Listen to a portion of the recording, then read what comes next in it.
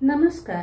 योगभास्कर Austro या ज्योतिषविषयक चॅनलमध्ये आपले सर्वांचे स्वागत आहे आणि आपण पाहत आहोत गुरुचे राशी परिवर्तन आणि त्याचा प्रत्येक राशीवर पडणारा गोचर प्रभाव या शृंखलेमध्ये आज याचा दुसरा भाग। या पूर्वीच्या भागामध्ये आपण गुरुचे राशी परिवर्तन आणि त्याचा मेष, वृषभ, मिथुन आणि कर्क राशींवर पडणारा प्रभाव हा पाहिलेला आहे। त्याची लिंक ही सुद्धा वरती आयकॉन मध्ये देत आहे किंवा डिस्क्रिप्शन बॉक्स मध्ये ही तुम्हाला मिळू शकेल। ज्यांना पाहायचं आहे त्यांनी तेथे जाऊन क्लिक केल्यावर त्यांना ही माहिती मिळू शकणार आहे।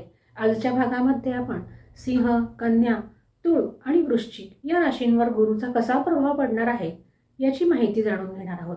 गुरुदेव हे सध्या आपल्या अतिचार गतीमध्ये आहेत आणि अशा अतिचार गतीनेच गुरुदेव हे आपल्या पुढील राशीमध्ये म्हणजेच कर्क राशीमध्ये प्रवेश करणार आहे। कर्क रास ही गुरूंची उच्च रास आहे।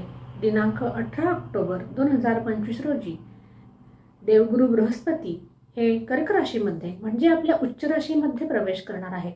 हा कालखंड फक्त 48 दिवसांचा असणार आहे, तरी देखील हा कालखंड प्रत्येकासाठी अत्यंत महत्त्वाचा असा असणार आहे, कारण 13 वर्षानंतर देवगुरु बृहस्पती हे आपल्या उच्च राशीत येत असतात आणि अतिचार गतीने का होईना आणि 48 दिवसांसाठी का होईना हे गुरुदेव आपल्या उच्च राशीमध्ये विराजमान असणार आहे।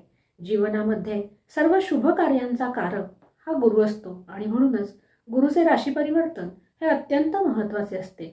जीवनामध्ये शिक्षण, नोकरी, वास्तुयोग, विवाह योग, संतती योग यासारख्या गोष्टींचा विचार गुरुदेवांच्या अनुकूलतेशिवाय हा शक्य होत नाही, असे हे गुरुदेव दिनांक 18 ऑक्टोबर 2025 रोजी आपल्या अतिचार गतीने कर्क राशीमध्ये प्रवेश करत आहेत आणि येथे त्यांचे वास्तव्य 5 डिसेंबर 2025 पर्यंत असणार आहे। या दरम्यान दिनांक 11 नोव्हेंबर 2025 रोजी गुरुदेव हे वक्री देखील होणार आहेत आणि ही सुद्धा अत्यंत महत्त्वाचा असा कालखंडाची गोष्ट आहे। त्याचे सुद्धा त्यावेळेस मी व्हिडिओ बनवून यूट्यूबवर अपलोड करणारच आहे। तत्पूर्वी आपण आज सिंह, कन्या, तुळ आणि वृश्चिक या राशींसाठी गुरुचे हे गोचर भ्रमण कसे असणार आहे याची माहिती जाणून घेणार आहोत। हे राशीफल आपल्या चंद्र राशीवर आधारित असणार आहे, परंतु जेव्हा गोष्ट देवगुरु बृहस्पतींची येते त्यावेळेस सखोल आणि अचूक फलादेशासाठी हे राशीफल आपण आपली चंद्ररास आणि आपली लग्न रास अशा दोन्ही पद्धतीने पाहावे। त्यामुळे फलादेशात अचूकता निर्माण होण्यास जास्त मदत मिळणार आहे। तत्पूर्वी एक निवेदन सुद्धा आहे। 500 सबस्क्रायबर हे पूर्ण झालेले आहेत आणि सर्वाधिक व्ह्यूज हे विवाह योग कधी जुळून येतो या व्हिडिओला आलेले आहेत आणि त्यामुळे विवाह विषयक समस्या जर कोणाला असतील तर त्यांनी आपल्या समस्या कमेंट बॉक्समध्ये लिहा। त्याचे निराकरण हे यूट्यूबच्या माध्यमातून तुम्हाला केले जाईल आणि त्याचा व्हिडिओ यूट्यूबमध्ये प्रदर्शित केला जाईल।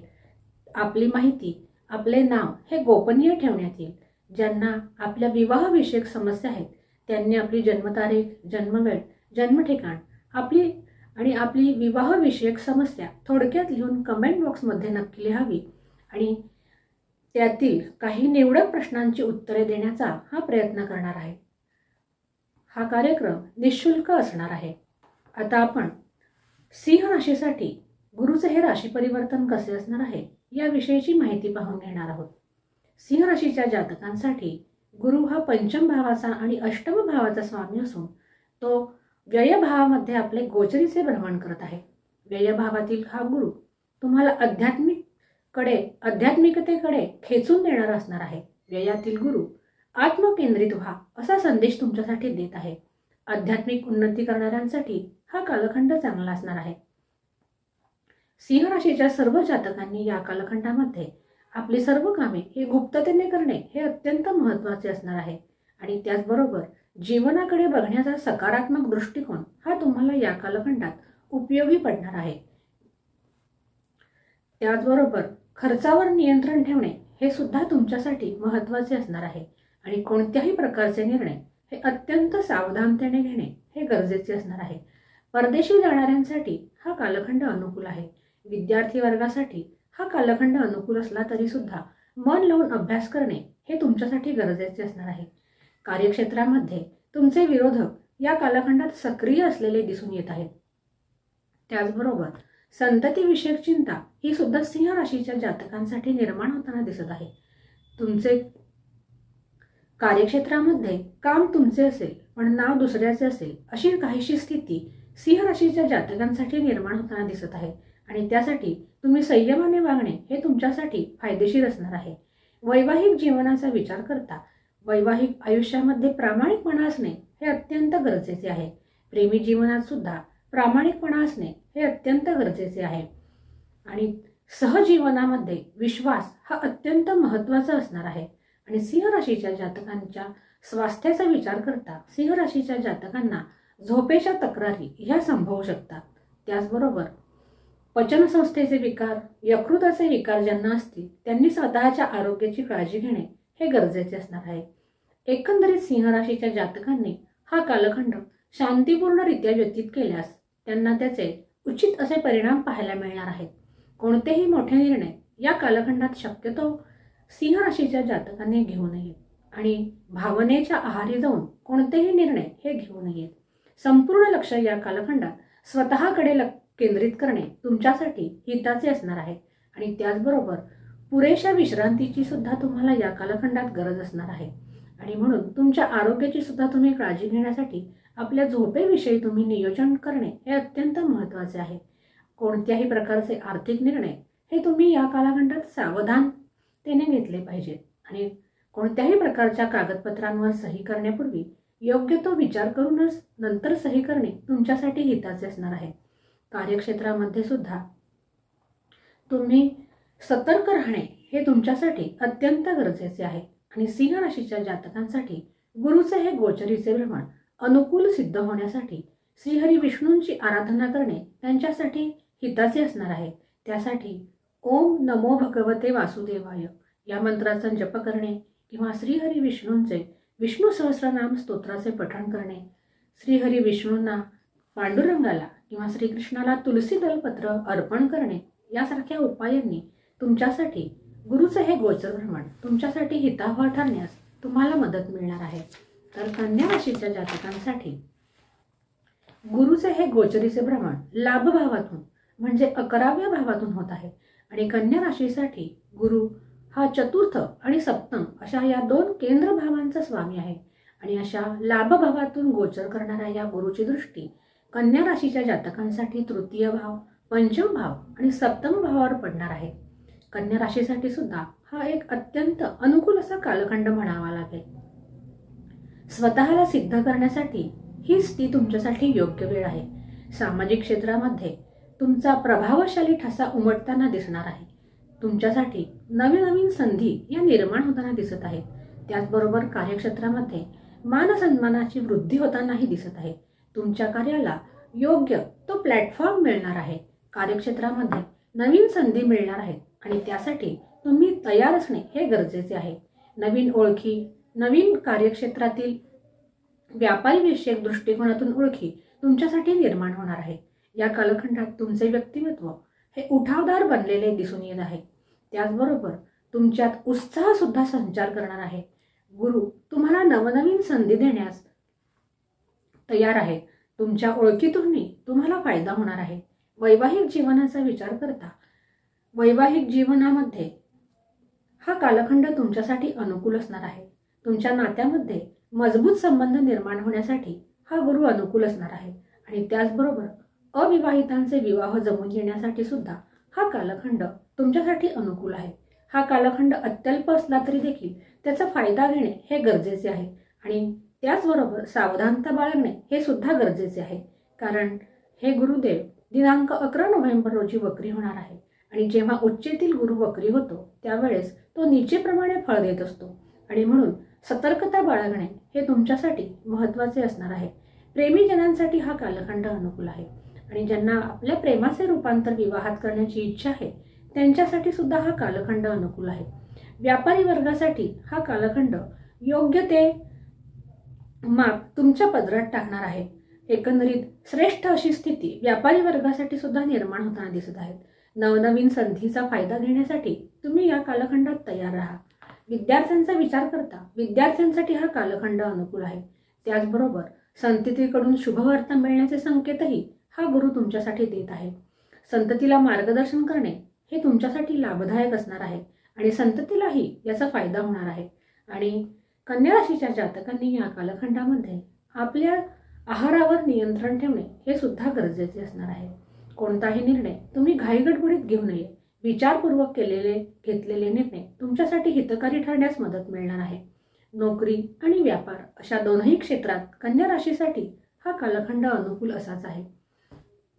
कन्या राशीच्या जातकांचे स्वास्थ्य हे सुद्धा ठीकठाक असलेले दिसून येत आहे. आणि उपाय म्हणून या कालखंडात कन्या राशीच्या जातकांनी विष्णू सहस्रनाम स्तोत्राचे पठण करणे, श्रीहरी विष्णूंची आराधना करणे, विष्णूंच्या नामांचा जप करणे किंवा विष्णूच्या मंत्रांचा जप हा तुमच्यासाठी लाभदायक ठरणार आहे. आणि त्याचबरोबर तुम्ही तुमच्या वरिष्ठांचा योग्य तो सन्मान केल्यास गुरु हा तुमच्यासाठी अनुकूल सिद्ध ठरण्यास अत्यंत महत्त्वाची भूमिका बजावणार आहे. तर तुळ राशीच्या जातकांसाठी हा गुरु तृतीय आणि षष्ठ भावाचा स्वामी असून तो दशम भावातून आपले गोचरीचे भ्रमण करत आहे.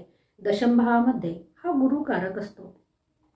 धनागमनाचे योग हा गुरु तुमच्यासाठी निर्माण करत आहे. या आधीचा गुरु सुद्धा तुळ राशीसाठी भाग्यभावात होता, तोही चांगला होता आणि आता सुद्धा हा तुमच्यासाठी गुरु चांगला असणार आहे. आणि अशा दशम भावातून गोचर करणाऱ्या या गुरुची दृष्टी तुमच्यासाठी द्वितीय भाव, चतुर्थ भाव आणि षष्ठ भावावर पडणार आहे. आणि तुळ राशीसाठी हा हंस महापुरुष योग निर्माण होणार आहे. तुळ राशीसाठी ही एक अत्यंत श्रेष्ठ अशी स्थिती निर्माण होणार आहे. एकंदरीत उन्नतीचा काळ असेच तुळा राशीचे वर्णन करावे लागेल. कार्यक्षेत्रामध्ये हवी तशी सफलता मिळवून देणारा असा हा कालखंड असणार आहे. परंतु या कालखंडात तुम्ही तुमचे काम हे नियोजनपूर्वक केले पाहिजे. कारण शनी महाराज हे द्वादश राशीमध्ये विराजमान आहेत, म्हणजे मीन राशीमध्ये विराजमान आहेत आणि त्याच्यावर गुरुची दृष्टी आहे. आणि शनी हा शिस्तप्रिय ग्रह आहे आणि म्हणूनच नियोजन पद्धतीने काम करणे तुमच्यासाठी हितावह असणार आहे. हा काळ तुम्हाला तुमच्या कार्यक्षेत्रामध्ये नवनवीन संधी निर्माण करून देणारा असा असणार आहे. हा काळ करिअरच्या दृष्टीने हा अत्यंत महत्त्वाचा असणार आहे.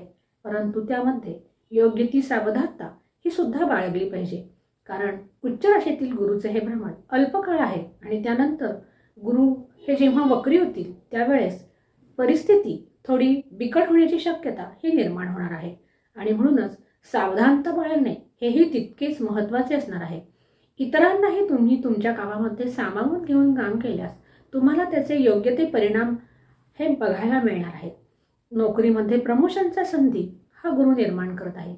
नियमांचे पालन केल्यास नोकरीत आणि कार्यक्षेत्रात हा गुरु तुम्हाला मनासारखी सफलता मिळवून देणार आहे. व्यापाऱ्यांसाठी सुद्धा हा कालखंड अनुकूल असाच असणार आहे.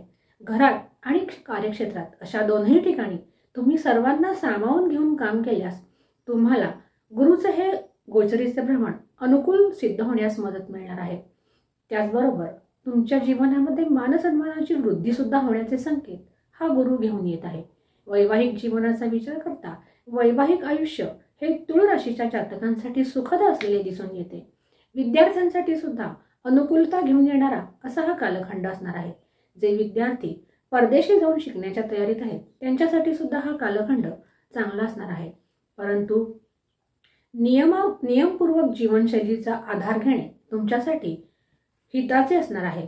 संततीशी सुद्धा तुमचे या कालखंडात चांगले पटलेले दिसून येत आहे.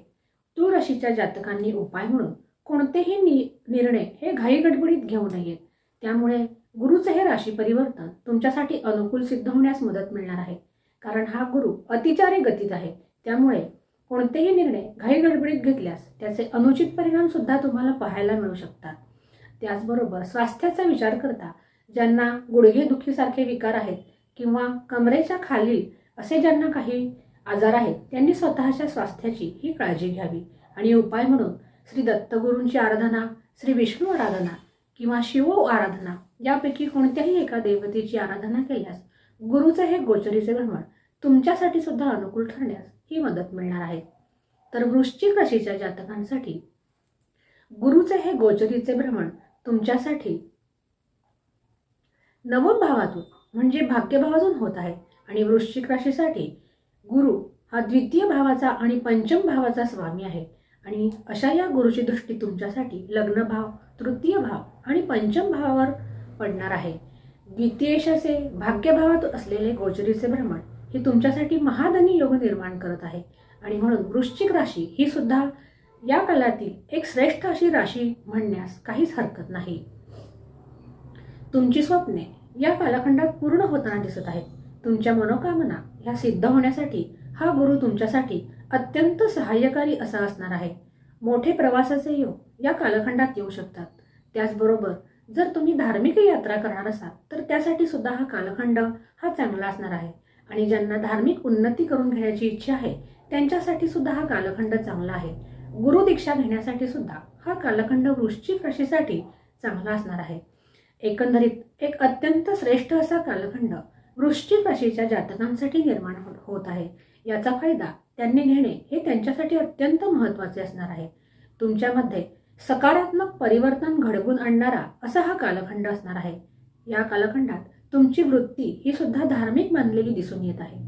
विद्यार्थ्यांचा विचार करता विद्यार्थ्यांसाठी हा कालखंड अनुकूल आहे आणि उच्च शिक्षण घेणाऱ्या विद्यार्थ्यांसाठी सुद्धा गुरुचे हे गोचरीचे भ्रमण तुम्हाला सहाय्यकारी असणार आहे. अडलेली जी काही सरकारी कामे असतील या कालखंडात ती मार्गी लागू शकतात आणि सर्वात महत्त्वाचे म्हणजे चिंतेतून मुक्त करणारा असा हा तुमच्यासाठीचा गुरुचा गोचरीचा काळ असणार आहे. व्यापाऱ्यांसाठी हा कालखंड चांगला असणार आहे. नवे काम नव्या संधी तुमच्यापर्यंत चालून येणार आहे. जे पार्टनरशिपमध्ये काम करतात त्यांच्यासाठी सुद्धा हा गुरु अनुकूलता घेऊन येणार आहे. तुमची छाप ही तुमच्या कार्यक्षेत्रात इतरांवर पडताना दिसत आहे. लॉंग इन्व्हेस्टमेंट करणार असाल तर त्यासाठी सुद्धा हा कालखंड चांगला असणार आहे. नवीन प्रॉपर्टी इस्टेट वाहन वास्तू खरेदी करणार असाल तरी सुद्धा त्यासाठी हा कालखंड वृश्चिक राशीसाठी अनुकूल असाच आहे आणि वैवाहिक जीवनात सुद्धा हा गुरु सुखद वातावरण निर्माण करणारा असणार आहे. ज्यांना विवाह जमवताना अडचणी येत आहेत त्यातून हा गुरु त्यांच्यासाठी मार्ग काढणारा असणार आहे. त्याचबरोबर भावंडांचे सौख्य हे सुद्धा तुम्हाला मिळताना दिसत आहे. संततीकडून शुभ वार्ता मिळण्याचे संकेत हा गुरु तुमच्यासाठी घेऊन येत आहे. करिअरमध्ये वाढ होण्याची शक्यता ही सुद्धा हा गुरु निर्माण करत आहे. या कालखंडात तुमच्याकडून पराक्रम होण्याची शक्यता आहे कारण ह्याची दृष्टी तृतीय भावावर आहे आणि तृतीय भाव हा तुमच्या पराक्रमाचा भाव आहे आणि म्हणून तुम्ही कसून कामाला लागणे हे तुमच्यासाठी अत्यंत महत्त्वाचे आहे. प्रवास करणार असाल तर त्यासाठी नियोजन करणे हे सुद्धा तुमच्यासाठी गरजेचे असणार आहे. वृश्चिक राशीचे स्वास्थ्य या कालखंडात ठीकठाक असलेले दिसून येत आहे आणि वृश्चिक राशीच्या जातकांसाठी गुरुचे हे गोचरीचे भ्रमण सर्वार्थाने अनुकूल व्हावे यासाठी त्यांनी विष्णू आराधना करणे, विष्णू सहस्रनाम स्तोत्राचा पाठ करणे, त्याचबरोबर विष्णूला किंवा श्रीकृष्णाला किंवा पांडुरंगाला तुलसी दल अर्पण करणे तुमच्यासाठी हितकारी असणार आहे. अशा रीतीने आज आपण गुरुचे राशी परिवर्तन आणि त्याचा सिंह, कन्या, तुला आणि वृश्चिक या राशींवर प्रभाव कसा पडणार आहे याची माहिती जाणून घेतलेली आहे. पुढील भागामध्ये आपण राहिलेल्या 4 राशींची चर्चा करणार आहोत. अशाच प्रकारच्या नवनवीन ज्योतिषीय आणि धार्मिक विषयांच्या खात्रीशीर माहितीसाठी चॅनलला लाईक आणि सबस्क्राईब नक्की करा आणि त्याचबरोबर बेल आयकॉनचे बटन प्रेस करायला सुद्धा विसरू नका, ज्यामुळे या व्हिडिओच्या नोटिफिकेशन्स तुमच्यापर्यंत सर्वात आधी पोहोचण्यास मदत मिळणार आहे. आज आपण येथेच थांबूया. पुन्हा भेटूया याच्या पुढच्या आणि शेवटच्या भागामध्ये. तोपर्यंत नमस्कार.